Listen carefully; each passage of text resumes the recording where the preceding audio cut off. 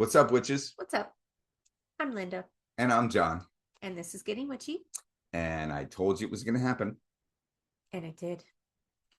It took a lot longer than I expected it to because when I first started growing my hair, it was this short.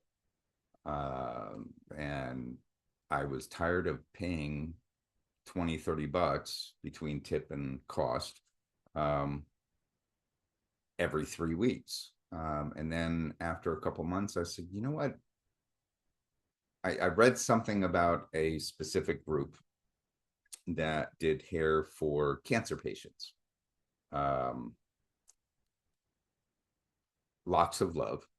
And then I decided then to grow it out and donate it. Unfortunately, because I started it like this, when basically the back part got to be over 12 inches, the rest of it was nowhere near. Like the rest of the ponytail, like there was some that was 9 inches, Right. some 10, 11.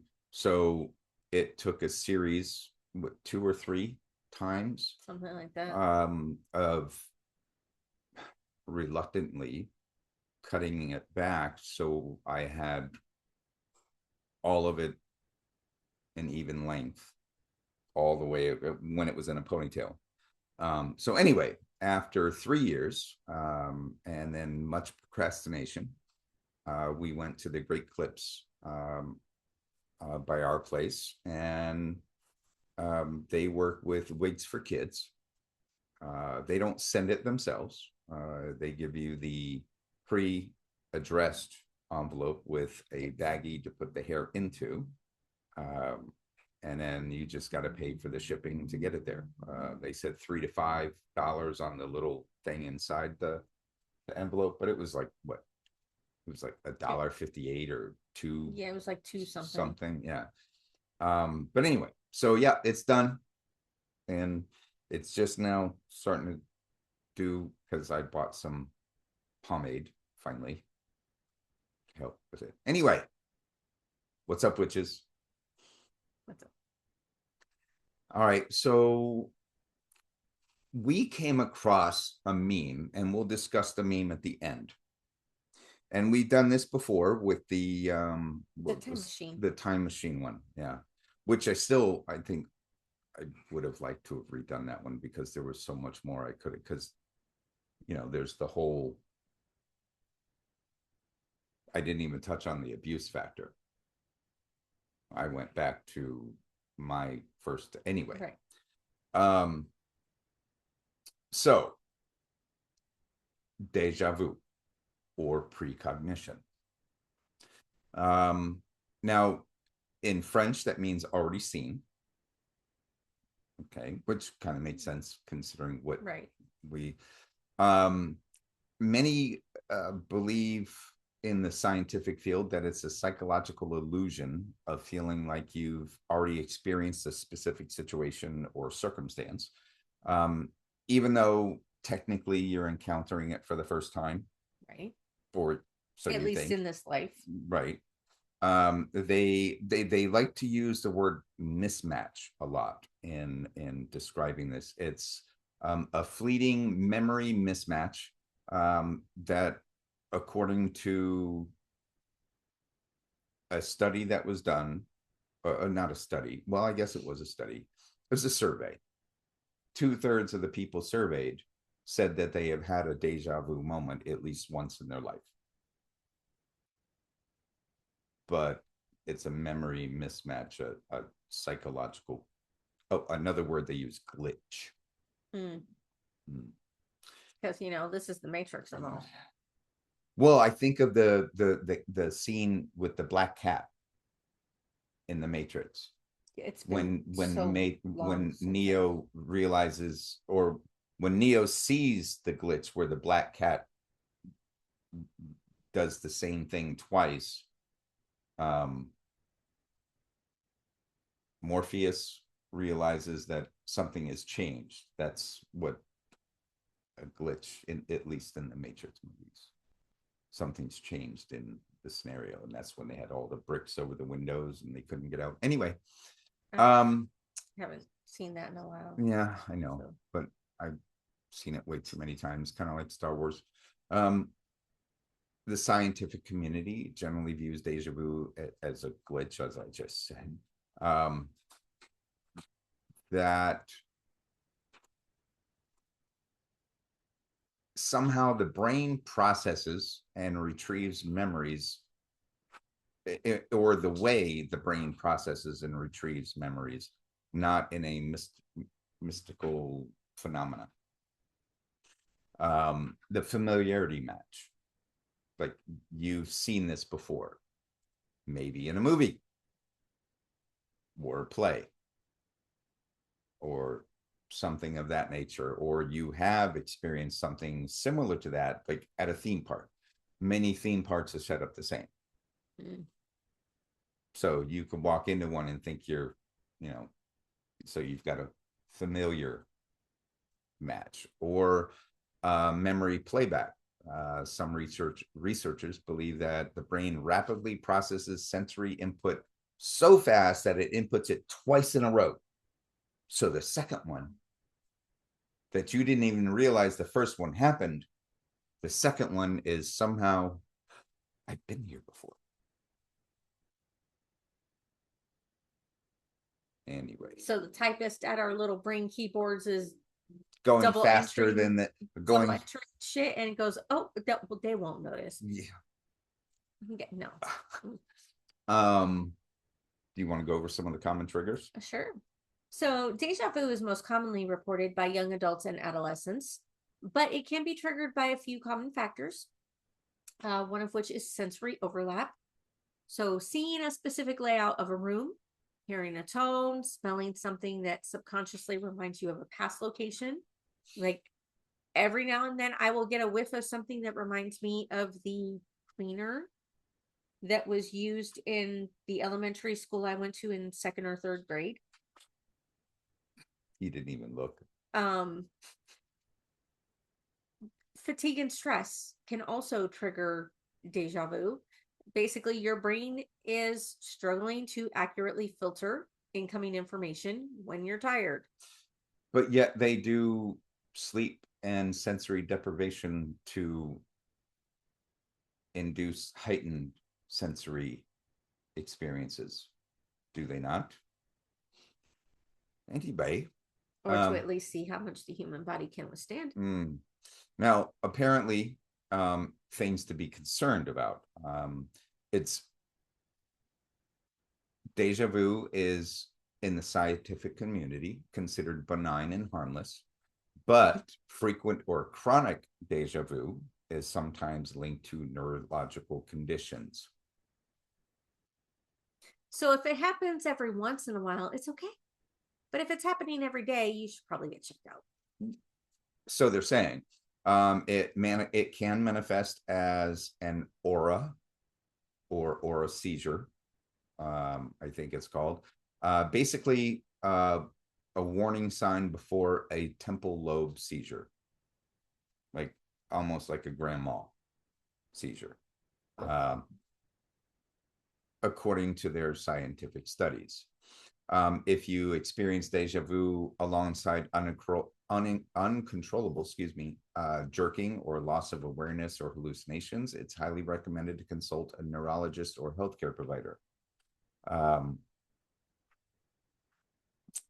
I find it interesting that in the same article that they talk about it could be a neurological or psychological effect.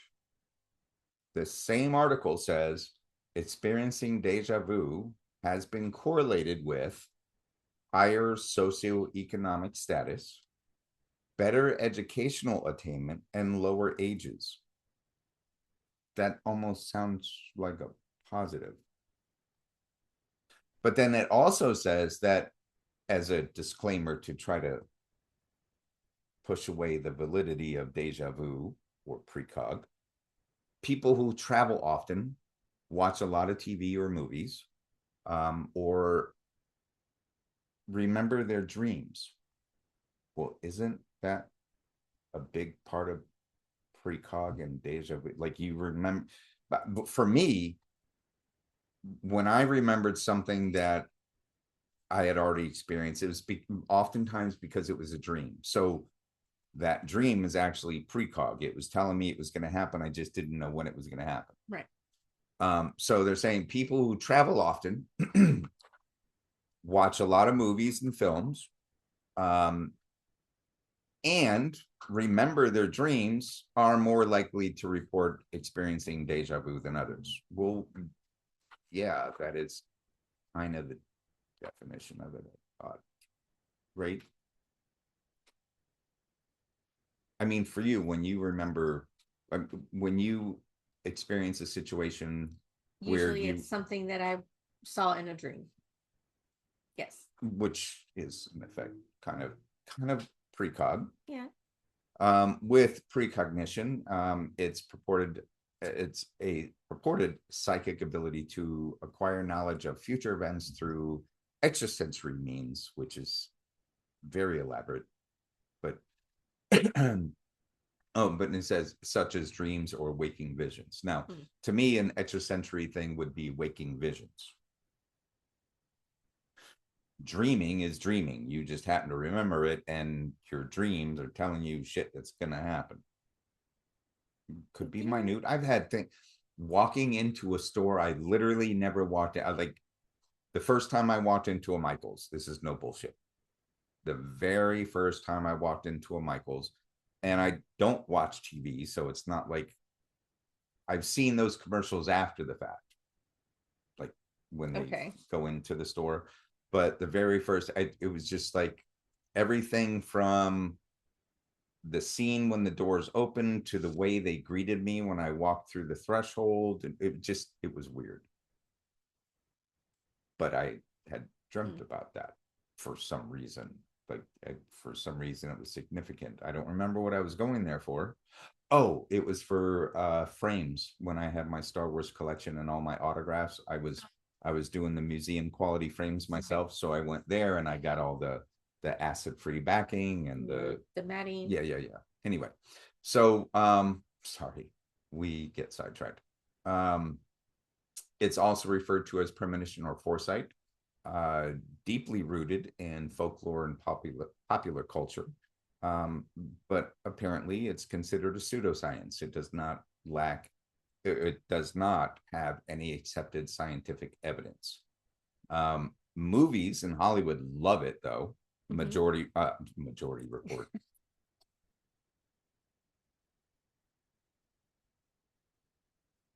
Minority Report. Continue, please. Final Destination. The Dead Zone, which is not only a book by Stephen King, but also became a movie and a TV series based off of Stephen King's book. There was a movie called Premonition that starred Sandra Bullock, where she was trying to figure out like her husband's death. She kept getting flashes that were not linear. And then also a movie called The Gift. Like these all center around precognition. Which really is just a very, very, very detailed version of deja vu. Yeah, I mean, deja vu kind of hits you like very quickly. Like you walk through the door, and whether it be like a scent or the way things are moving, the way it's whatever it is, or even somebody says, right? Whereas precog kind of, I mean, it's deja vu with more detail, as said, and almost like it's an event is coming up soon. So anyway, but so while it's widely precog and deja vu are widely categorized as pseudoscience, elements of precognition are sometimes explored in psychology and parapsychology. Presentiment, some presentiment, excuse me, resentment. Yeah, that would be like a pre-resentment. Sorry, I digress. Some parapsychological researchers explore physiological presentiment suggesting that the human body, particularly the heart and um, autonomic nervous system, may show measurable reactions to stimuli strike slightly before the event occurs. Wow, I'm having a hard fucking time right now, huh, buddy? Do you want to continue? Sure. There's also unconscious processing.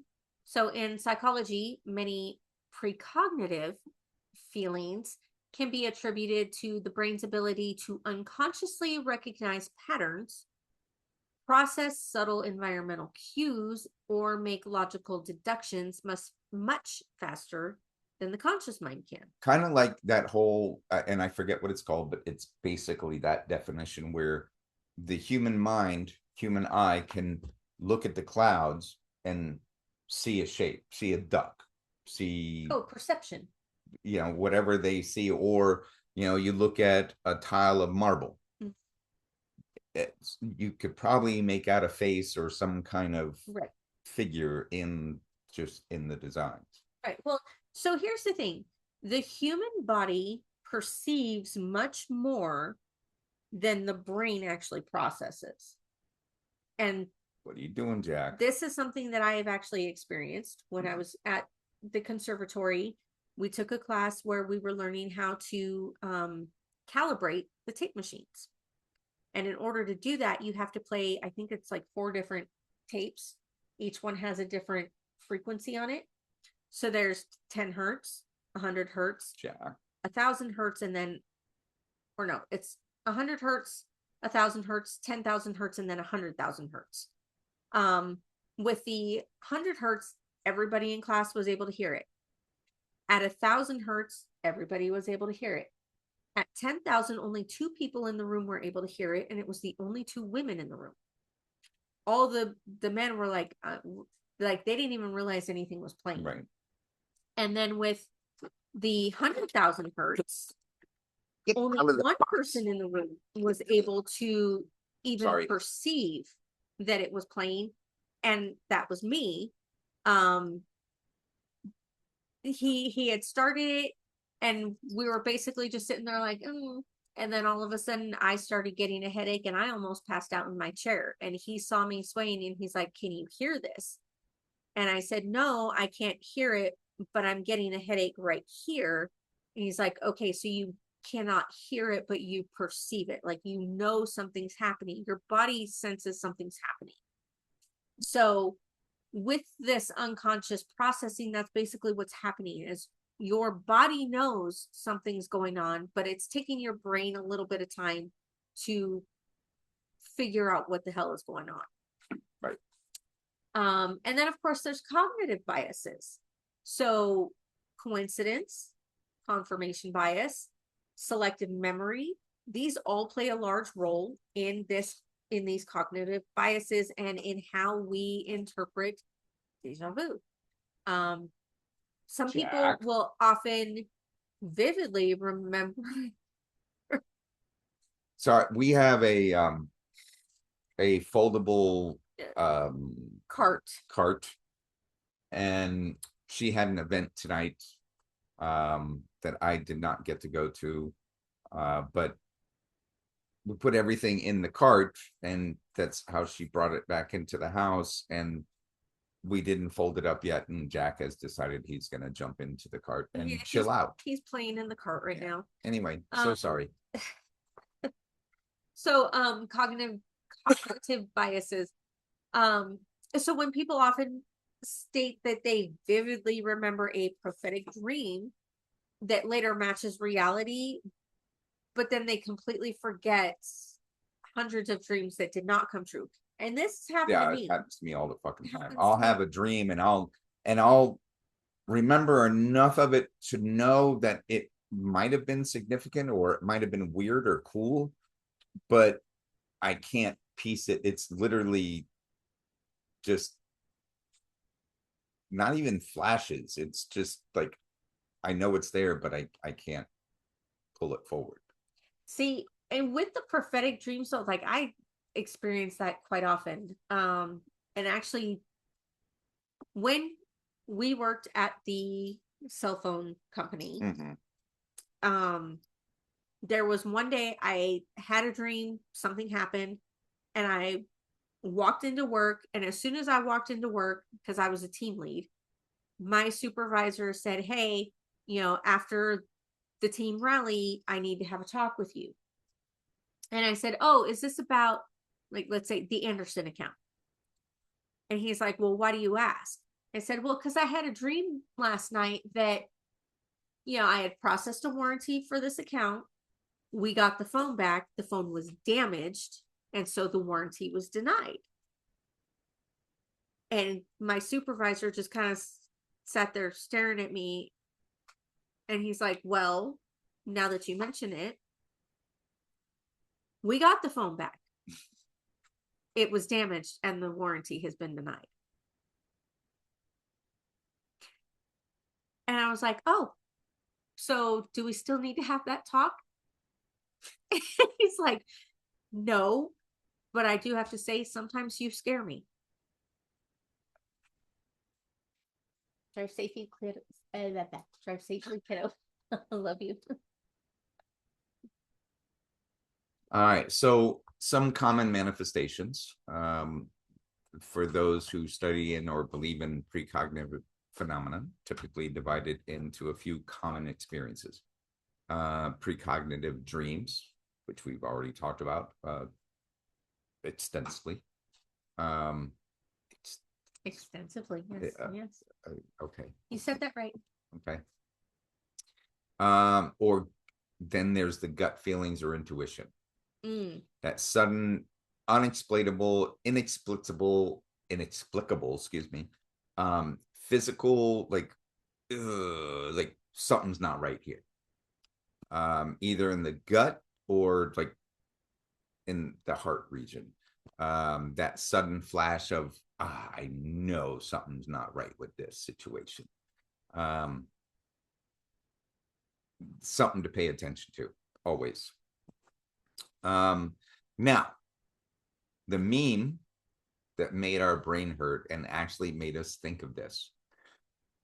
Now, I've expanded on the meme a little bit based on like the things that I thought about as I read the meme.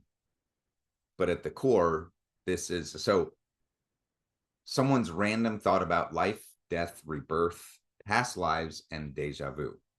What if, when we die, the light that people say they see that they're going to, the light that calls them, that they're drawn to, that light at the end of the tunnel is the light of the hospital room that they're being born into.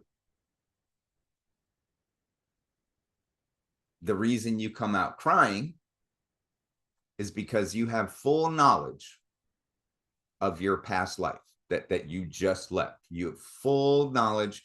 You come to the realization that you are being reborn, first of all. Everything you lost, you realize you died. So you're grieving that. And then everything, grandkids, great grandkids, children that you'll never see again, like the full weight of everything you just left behind. Everything you left behind is falling on this little child that's helpless. And then, of course, as you grow, the memories of the previous life start to fade as you integrate into the new life that you were born into. But there are crossovers. Yes. Those glitches, yes, that they talked about, where as a 10-year-old, let's just say, you walk into a Chuck E. Cheese. Just use that as an example, if they're even still really around. But yeah, they're like few and far between. Yeah, but anyway, you walk into a Chuck E. Cheese as a 10-year-old with your parents or parent, and you remember that there's a flash of when Chuck E. Cheese first opened and you took your kids there or your grandkids. Like that's the kind of glitch that they're talking about, that crossover. So that could be considered, that would be an excellent example of deja vu or precog experience. Yeah, that was a crazy meme.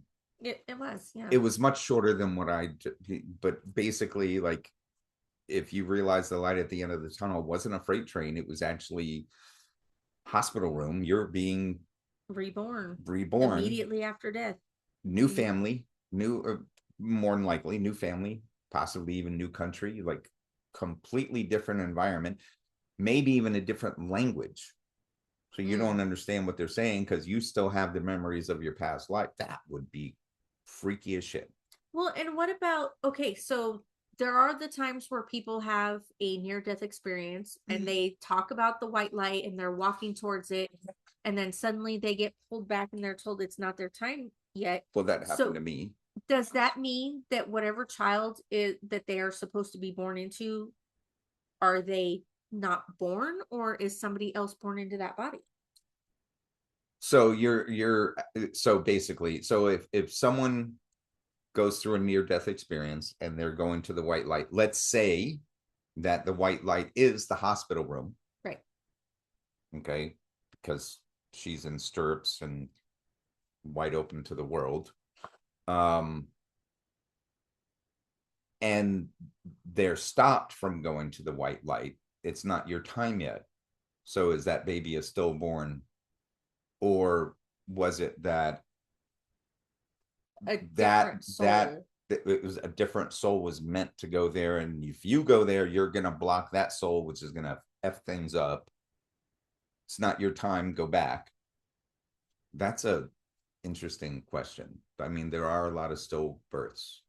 There are, and well, and there are a lot of situations where people are brought back. And and there are also So a that's lot an of interesting dark question. miscarriages too. Yes. I know somebody who actually went through quite a few of them, and at one point, I don't remember which one it was for her, but I saw something online that basically said when a miscarriage happens, it means that the soul that was supposed to go into that child was too big, like that body couldn't hold the soul, and so had to try again. And we each kind of found a little bit of comfort in that, but not really. Like, why couldn't a different soul just go in there, or right? But you're also talking about a energy that can fit in any vessel. So, but anyway, okay. So when this meme came along and it mentions this, that's what brought it up. Like, well, okay, so if the baby is stillborn, then does that mean, or right, if the soul's pulled back, does that mean the baby's stillborn, or do they just put a different soul in there, or what was supposed to go there, well, and then that person was going to block it, like I right, like I said, but I mean, we don't know. Yeah, no, we don't we know. don't. So those are some of the things that came up with this from that freaking meme. Because it was kind of crazy, and I think we might be able to get the original meme put up on our, giving credit to the original poster. Absolutely. But we'll get that put up too, which is what brought about this episode.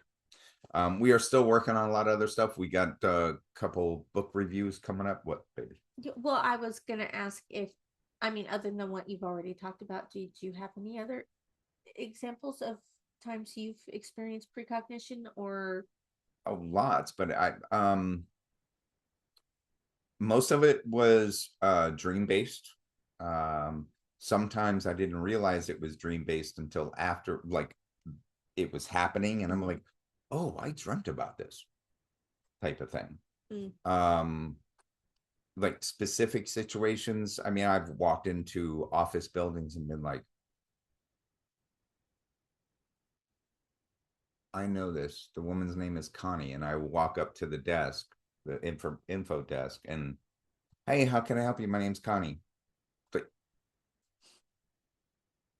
But the info desk was 100 feet away from the front door, and my bad eyes can't see. Yes, there was a placard, but this freaking big with my horrible eyes, I didn't have glasses on. It wasn't like I read her name. But anyway, things like that. Road trips, random ass shit. When I did a couple times going across country on motorcycle, going up to specific, just pulling up to a gas station or a rest stop. There was something that triggered a. I've been here before, but I have never been in Utah. That type of thing. But anyway, um, I wish I had more. I never kept a diary.